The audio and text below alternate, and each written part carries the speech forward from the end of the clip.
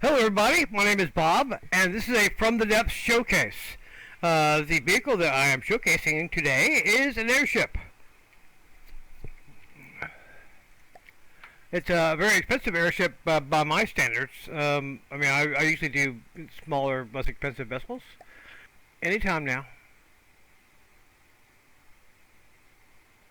It's the Centurion airship. Just over 500,000 resources.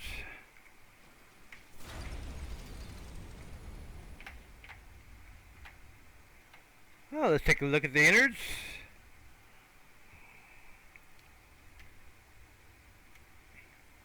I said let's take a look at build mode. Okay.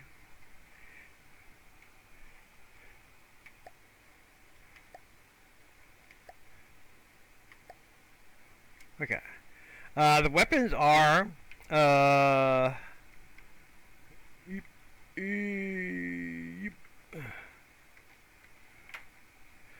three of these 348 millimeter cannons, which are inside the vehicle. They're not on turrets. One rapid fire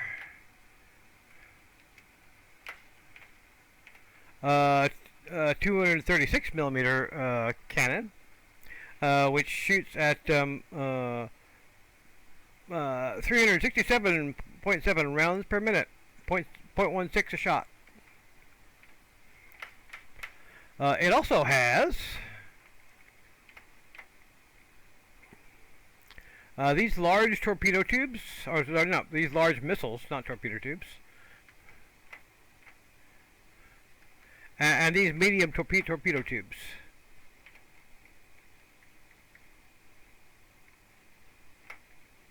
And it has various defensive armament as well. It's got these anti-missile missiles and anti-missile missiles in the back here too, and anti-air guns, just simple weapons.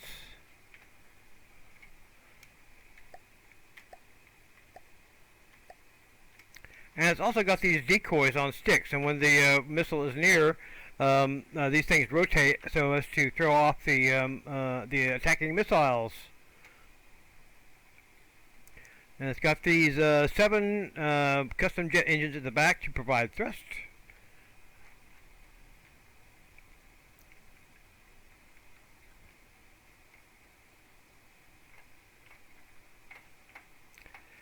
And it's fairly heavily armored.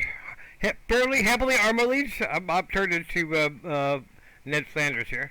It's got 1 layer of metal. In this case, second layer of metal. Sometimes it's alloy. Third layer of metal. That's the ammo dump. So 3 layers of metal or alloy. Sometimes it's metal, sometimes it's alloy. On the outside, it's all metal, or armor in this case. Here's the one set of sensors. It's a broadsider airship, which means it always points one end towards the enemy and shoots at that enemy. Excuse me. The main sensor arrays are all arrayed towards the direction that you're shooting at, which is this direction. So it'll shoot left and not right because there's no guns on the right. Let's back out here. Here's the sensors.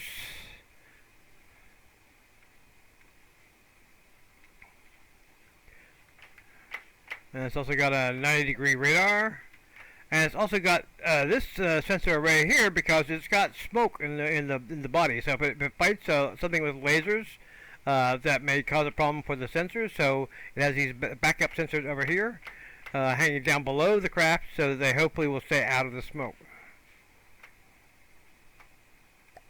Alright, let's see what it does. We'll pull that out.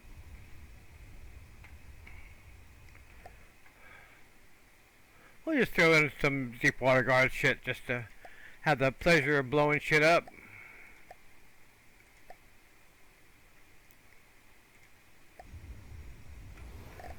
Just for the pleasure of blowing shit up.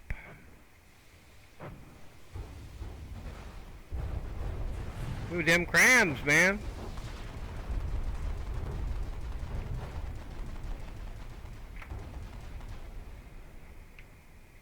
Uh-oh, lag. Don't crash, please. Thank you.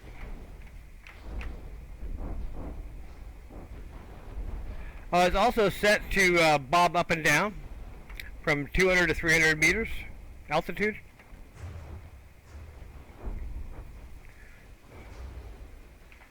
Alright, well, thus far they've managed to do pretty much nothing.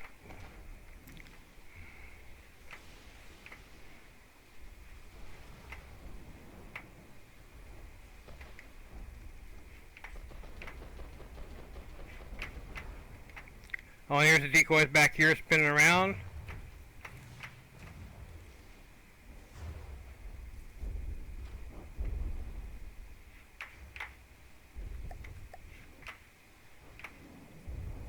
Let's follow these guys in. Oh, nope.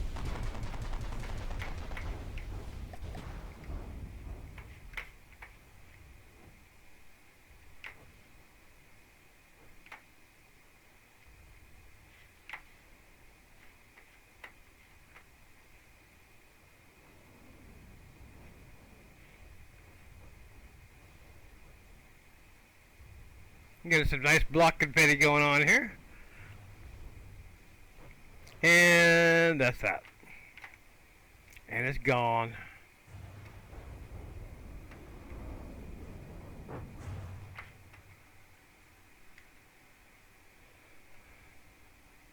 I'm going to focus on this flounder because that's the most dangerous one.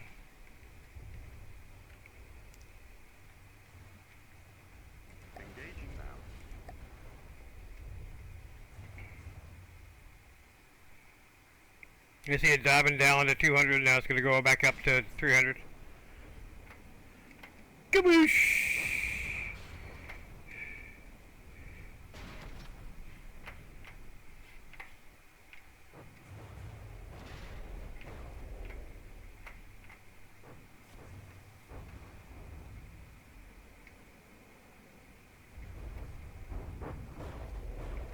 And the torpedoes.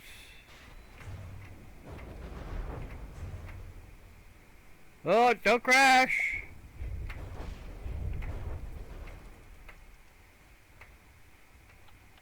Those decoys in the back are kind of derpy looking, but I don't care as long as they work.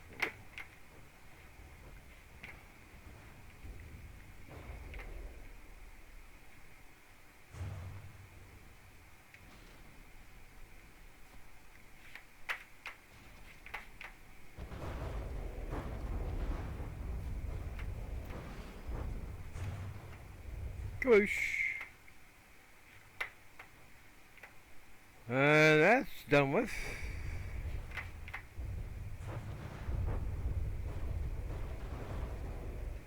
There you go, boys. Get zeroed in.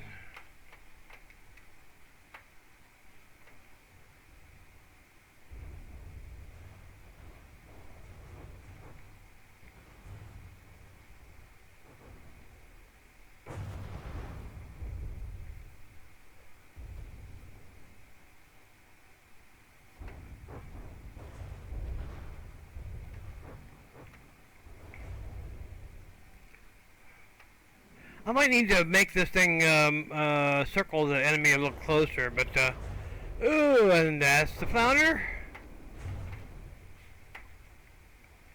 Because the guns miss about half the time, and that's the what's that? A Corsair, and that's that one. And damage none, 0.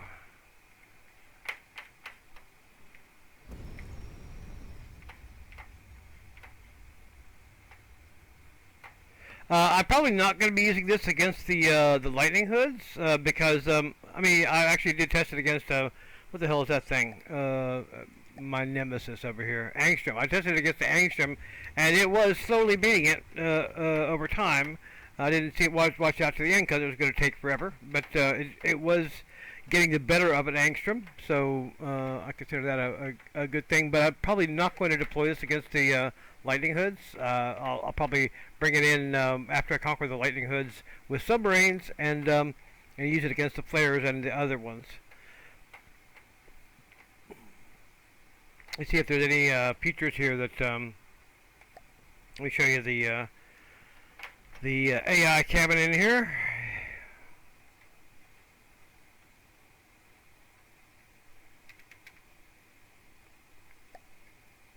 There we go.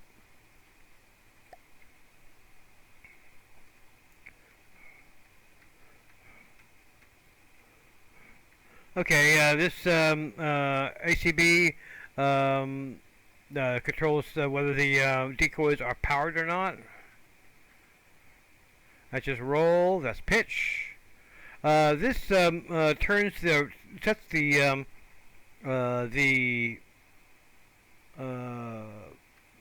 PID fake point value.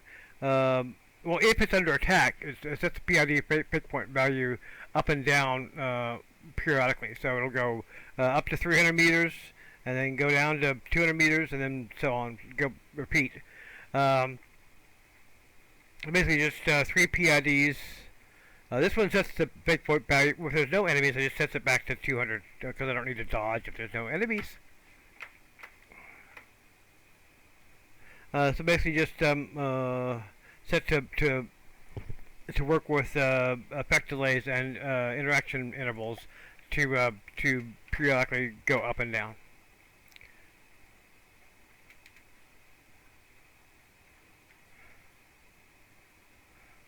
And it's set up on a circling airplane card. A circle at 1,000 meters. I may set that down. I'm not sure. I think I'll stick with it for right now.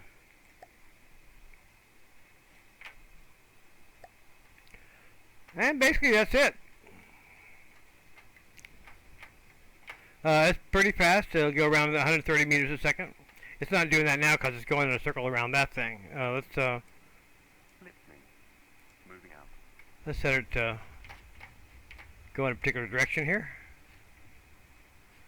I got 2 yaw thrusters on both sides, front and back, because being able to turn relatively quickly is important. So you got to keep that keep this side, no, not this side, this side towards the enemy.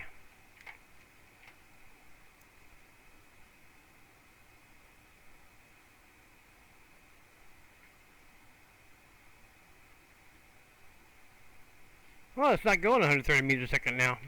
Maybe I added something to it and that was weighing it down. But whatever. It's pretty fast regardless.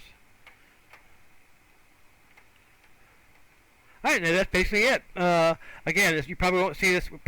In the campaign, which I'm probably hoping to do another episode of the campaign tomorrow or the next 2 days. Tomorrow or the next day. Maybe tonight if I get around to it. They probably will see it once I start the campaign against the white flares. Yeah, because with the lightning hoods, the submarines are really the best thing because that's one thing that they do not do well about is things that are underwater. Anyway, that's all for right now. Until next time, hasta la vista. Adios.